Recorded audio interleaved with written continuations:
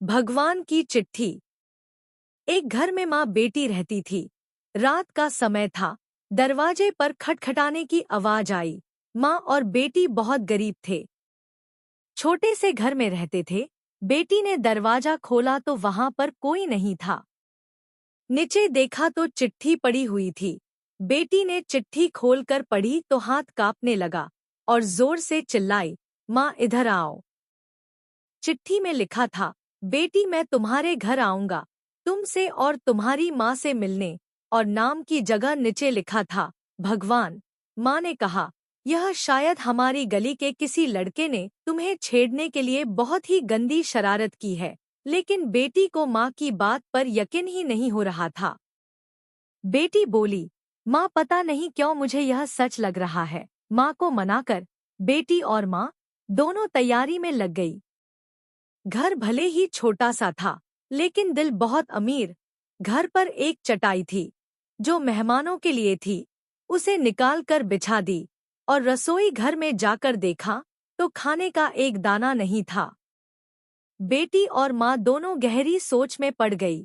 यदि भगवान सच में आए तो खाने में कुछ नहीं दे पाएंगे। आगे पीछे का कुछ नहीं सोचा। बचत के 300 रुपए बेटी के पास थे। पैसे लेकर वे दोनों छाता और कंबल लेकर किराने की दुकान के लिए निकल पड़े।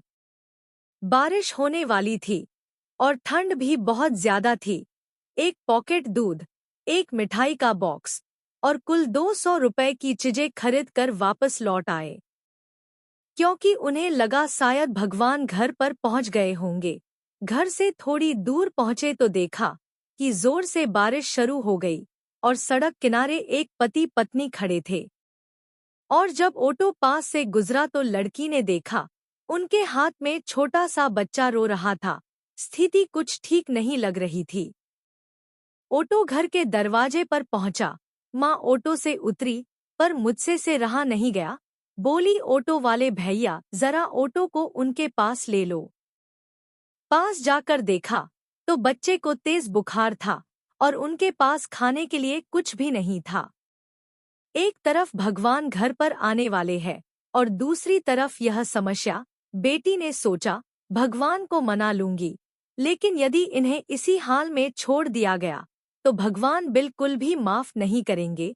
बेटी ने जो जो खरीदा था सब उनके हाथ में थमा दिया और तो और बचे हुए पैसे रुपए भी दे दिए और बोले, अभी मेरे पास इतना ही है, इसलिए रख लीजिए।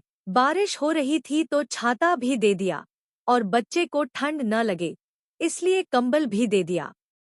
वहां से फटाफट घर पहुंचे, यह सोचकर कि भगवान आ गए होंगे। लेकिन दरवाजे पर माँ खड़ी थी।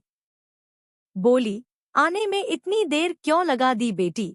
और यह देख एक और चिट्ठी आई है, पता नहीं किसकी है। बेटी ने पढ़ना शुरू किया। उसमें लिखा था, बेटी आज तुमसे मिलकर बहुत खुशी हुई। पहले से दुबली हो गई हो, लेकिन आज भी उतनी ही सुंदर हो। मिठाई बहुत अच्छी थी और तुम्हारे दिए हुई कंबल से बहुत आराम मिला। छाता देने के लिए धन्यवाद बेटी, अगली बार मिलते ही लौटा दूंगा। बेटी के तो होश उड़ गए। निशब्द होकर पीछे मुड़कर सड़क के किनारे देखा तो वहां कोई नहीं था।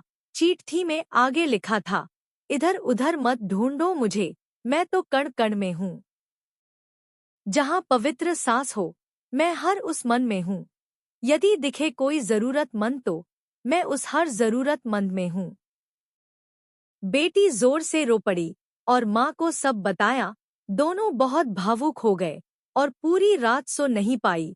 दोस्तों, अब आप सभी से एक प्रश्न है, यह बेटी सच में गरीब थी? जरा सोचिए और अपने दिल से इस सवाल का जवाब दीजिएगा, क्योंकि व्यक्ति मरने के बाद अपने साथ पैसे नहीं बल्कि कर्म लेकर जाता है। और जरूरी नहीं है कि हर पैसे वाला व्यक्ति अच्छे कर्म लेकर जा रहा हो। इसलिए कोशिश करें कि पैसों से अमीर हो या गरीब, लेकिन कर्मों से अमीर जरूर बने।